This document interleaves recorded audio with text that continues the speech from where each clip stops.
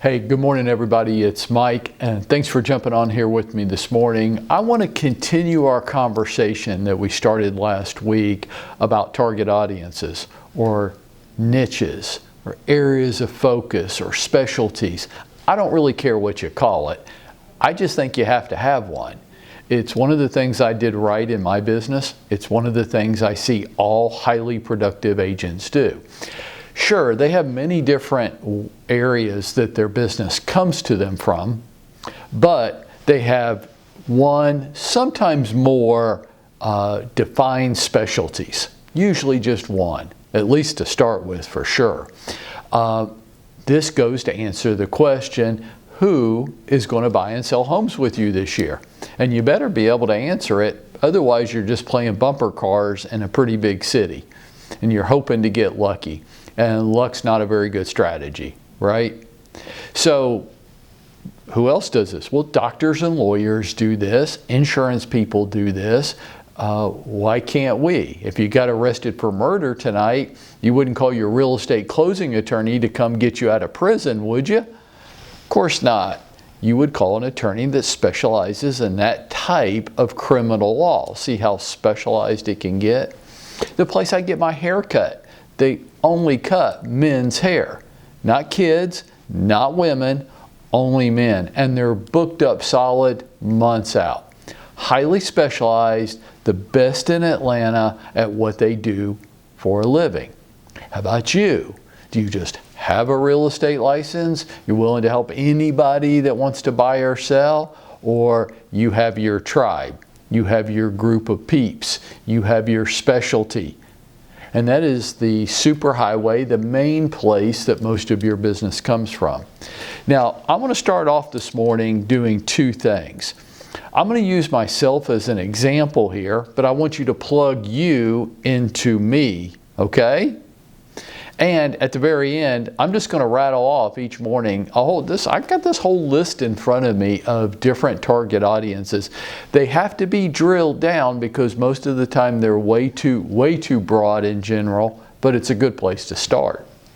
Okay, so if I was to take a look at myself and say, okay, so Mike, who's going to buy and sell homes with you this year? I could name a couple different places that are just part of what I call the fabric of my life, right? Things that aren't part of the fabric of my life, FSBOs and expireds. Could I do that? Well, of course I could, but let's say I don't want to. Let's say I don't like doing that. Let's say that I want my business to be more organic or natural or relationship based. Make sense? Okay. Well, let's take a look around my life. How about Jane and I live in a neighborhood? I could focus on my neighborhood. We attend a very large church. Those people like to live inside. I'm a member of many different civic clubs. Those people all like to live in nice houses. I play golf. It's a hobby for me. Hopefully all of you have interest in hobbies and things that engage you in your personal life too. Golf just happens to be mine. And there are over 1,000 people that are part of my golf club.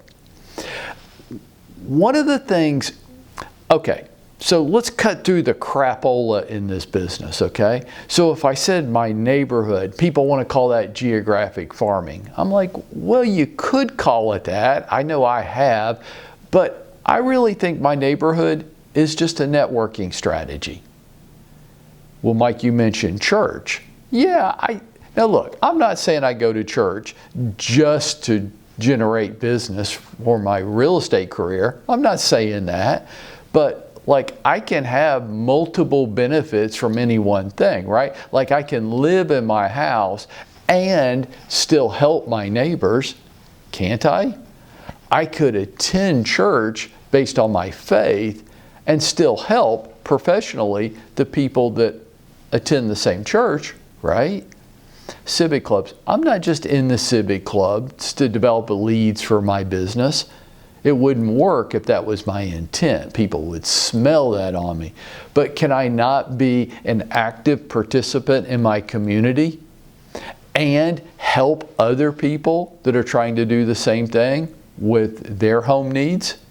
I think I can do those things. I think I can be an active member of my golf club because I love the game and still help other people that are members of my golf club without that being the reason that I'm at the golf club. Gosh, I hope that makes sense. I can do multiple things with good intent and a good heart without a spirit of manipulation. Can't I? Okay. I think all those things just fall under the big, broad banner of networking. And I think so many of us, most of us, the great majority of people that have a real estate license, they want their business to come from a networking strategy. But see, networking doesn't really say anything. It's just a big, broad banner that all these things in my life fall under. It is going to be hard for us to move forward this week until we all get our brains around this. My neighborhood's not a geographic farming strategy. It's a networking strategy. My church isn't a church strategy. It's a networking strategy. My civic clubs, it's a networking strategy. So when you tell me that you want to pursue a networking strategy, okay, but I know what it means to me. It means these 4 or 5 different areas of my life. But what's it mean to you? Because just saying that you're pursuing networking and then not getting active and involved in groups is that's crazy. And getting involved in groups with a manipulative heart to just do it to get business out of them, that's not very good. That's not going to work. They're going to smell that on you. You're going to have sales breath.